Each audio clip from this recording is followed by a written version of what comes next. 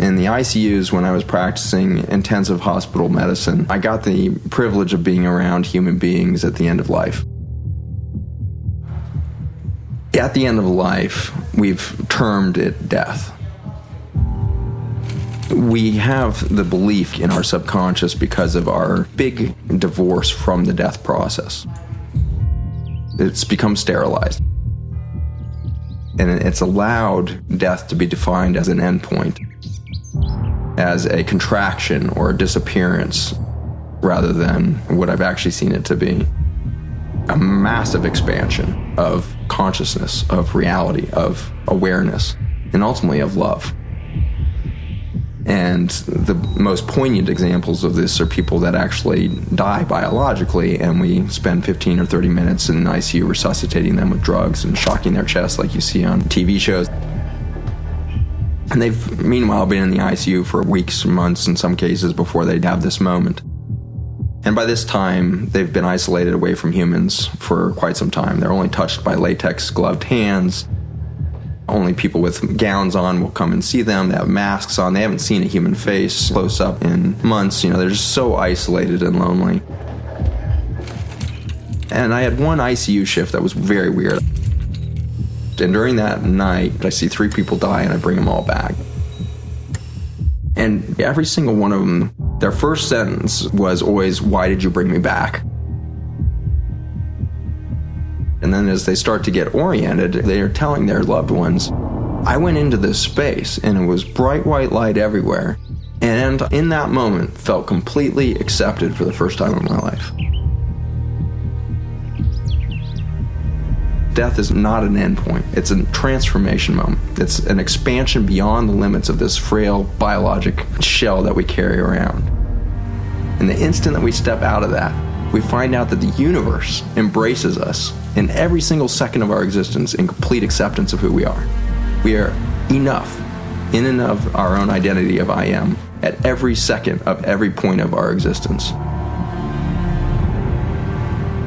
When you back up for a moment and say, okay, we're killing ourselves, but what if we need a death moment to transform completely?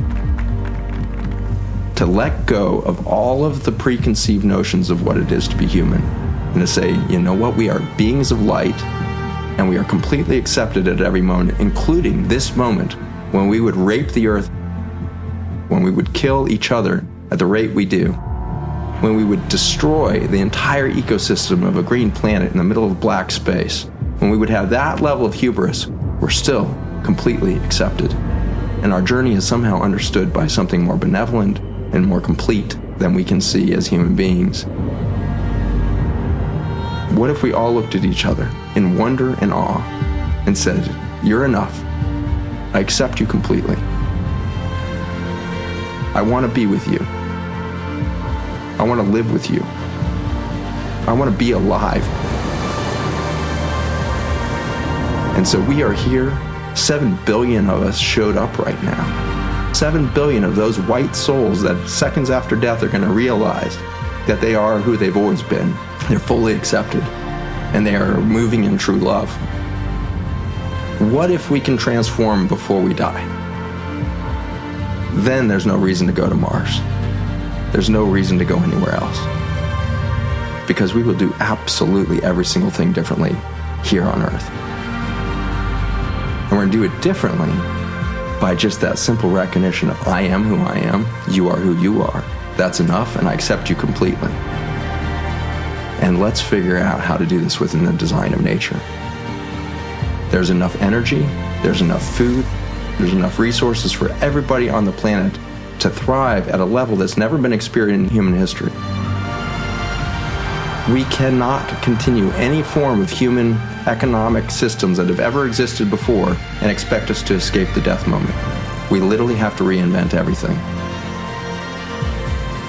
It is you who are being called to transform because you showed up right when you did. As we are going to transform, period. And it may be right out to the point of our death, or miraculously, it might just happen right before it.